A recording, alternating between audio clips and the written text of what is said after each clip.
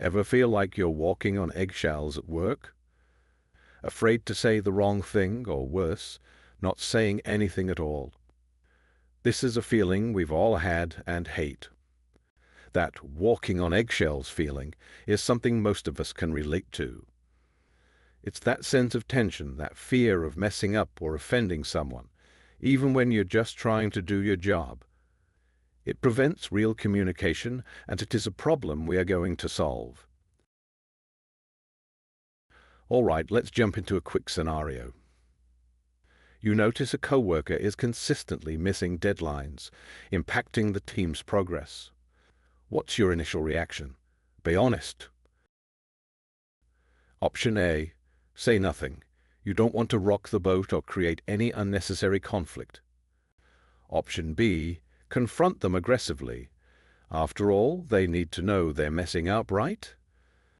Option C, privately offer support and guidance, trying to understand what's going on.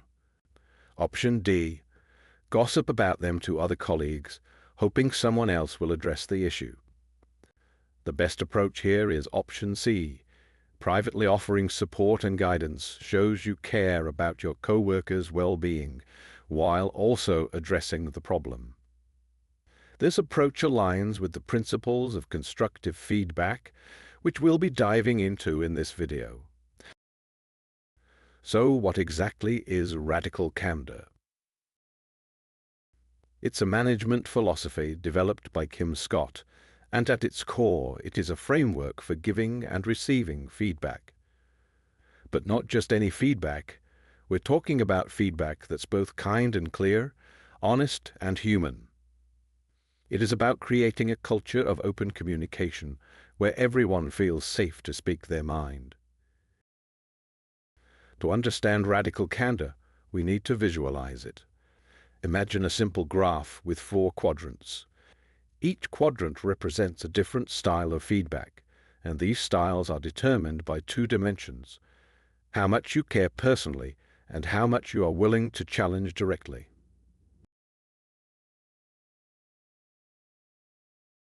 First up, we've got ruinous empathy. This is where you're so concerned about hurting someone's feelings that you don't tell them what they need to hear. Next, we have obnoxious aggression. This is where you challenge directly, but you do it without any care or tact. It is basically being a jerk. Then there's manipulative insincerity. This is the worst of both worlds.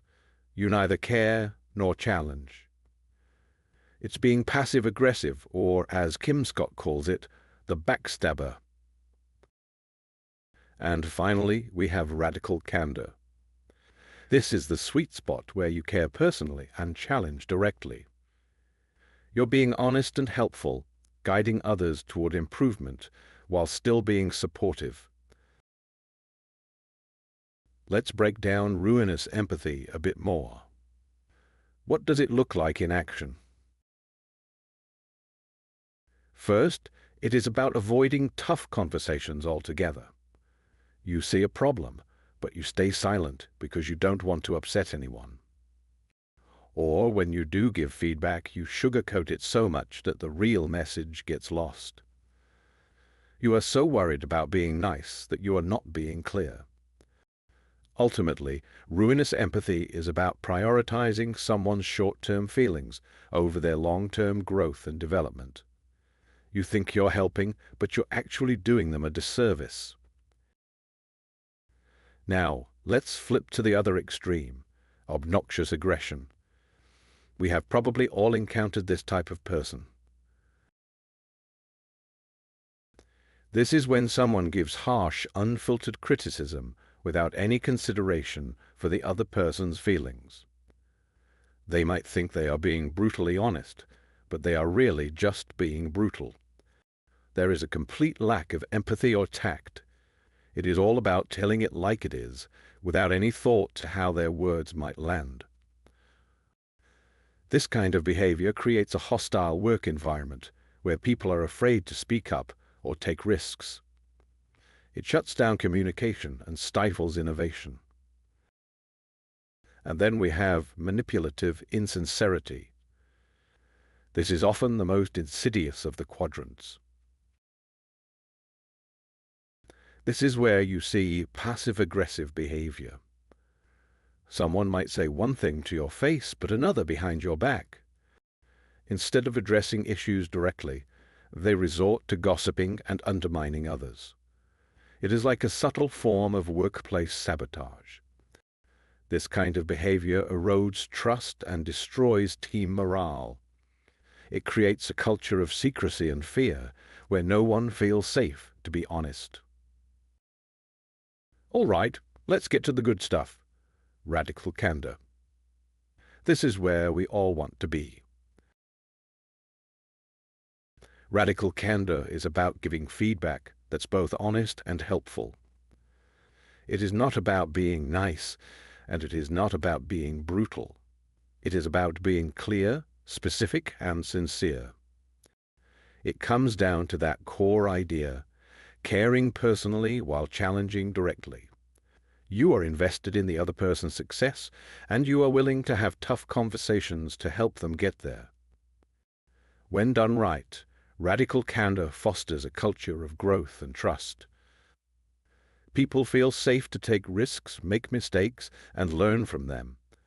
It is the foundation for a high-performing team. Let's look at a real-world example. Steve Jobs. He's a controversial figure, but there is no denying his impact. Jobs was known for his, shall we say, direct communication style. He did not mince words, and he was not afraid to tell people when he thought their work was subpar. He demanded excellence from everyone around him. He pushed people to their limits, often beyond what they thought they were capable of. But, and this is key, he also cared deeply about Apple's mission and the products they were creating. He believed in the power of technology to change the world, and he wanted everyone on his team to share that vision. So how do we put this into practice? Let's start with praise. Even positive feedback can be improved with a dose of radical candor. First, be specific and sincere. Don't just say, "Good job." Explain exactly what the person did well and why it mattered. Highlight the impact of their actions. How did their work contribute to the team's goals or the company's mission? And connect it to the bigger picture. Show them how their efforts fit into the overall vision. People want to know that their work has meaning. Now, criticism. This is where things can get tricky, but it is also where the biggest opportunities for growth lie. The key here is to focus on the behavior, not the person. Instead of saying you're lazy, say, "I've noticed you've missed the last 3 deadlines." Offer specific, actionable suggestions for improvement. Don't just point out the problem, help them find a solution. And most importantly, frame it as an opportunity for growth. Remind them that you're on their side and you want to see them succeed. Let's go back to those 2 core dimensions: care personally and challenge directly. It is a dynamic duo. It's about finding the right balance between caring for the individual and pushing them to be their best.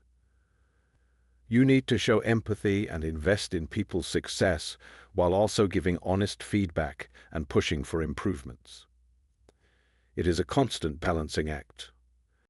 First, you need to build genuine relationships with the people you work with. Get to know them, understand their goals, and show them that you're invested in their success. But caring personally doesn't mean shying away from tough conversations. You need to be willing to give honest feedback, even when it is uncomfortable. Show empathy. Try to see things from their perspective. Understand that everyone makes mistakes and everyone has bad days. Address issues head-on. Don't let problems fester. The sooner you address something, the easier it is to fix. Be their champion. Celebrate their wins. support them through challenges, and help them grow both personally and professionally. And push people to improve. Challenge them to step outside their comfort zone and reach their full potential. So, how do we build a radically candid culture? It is not just about individual interactions. It is about creating a system where this kind of feedback is the norm. First, you need to lead by example. You cannot expect others to be radically candid if you are not willing to be radically candid yourself. Encourage openness at all levels. Create a safe space where people feel comfortable speaking their minds, even if it means challenging the status quo. Solicit feedback, and not just from your direct reports. Ask for feedback from everyone, and be open to hearing things you might not like. And finally, reward candor. Recognize and appreciate people who are willing to give and receive honest feedback, even when it is difficult. All right, let's talk about putting this into practice. Where do you start? I will give you 3 examples. First, start incorporating radical candor into your everyday interactions. Start small. You don't have to overhaul your entire communication style overnight. Practice active listening. Really hear what people are saying, both verbally and non-verbally. Ask clarifying questions to make sure you understand their perspective. Next, use radical candor in more formal settings, like performance reviews. Prepare thoroughly. Gather specific examples of the person's behavior and its impact. Focus on specific behaviors, not personality traits. And be prepared to offer actionable suggestions for improvement. Develop an action plan together. Make it a collaborative process where you both agree on the next steps. Finally, bring it into your team meetings. Create a safe space where everyone feels comfortable sharing their ideas and opinions. Encourage debate and discussion. Don't be afraid to challenge each other's thinking. And follow up on commitments. Make sure that feedback leads to action. So here's your challenge for this week. Give one piece of radically candid feedback to someone you work with. This is about putting theory into practice. It could be praise or criticism, but it needs to be both caring and direct. It might feel a little uncomfortable at first, but trust me, it gets easier with practice. All right, let's wrap this up. Remember, radical candor is not just about being nice or being brutally honest. It is about creating a culture of open communication where everyone feels safe to speak their mind. It is a journey, not a destination. It takes practice, patience, and a willingness to be vulnerable. But the rewards are immense: stronger relationships, better results, and a more fulfilling work life. So go out there and embrace the candor. And hey, if you found this video helpful, don't forget to hit that like button, subscribe to the channel for more content like this, and share your own experiences with radical candor in the comments below. Yenda Po. I would love to hear from you. Until next time, stay candid.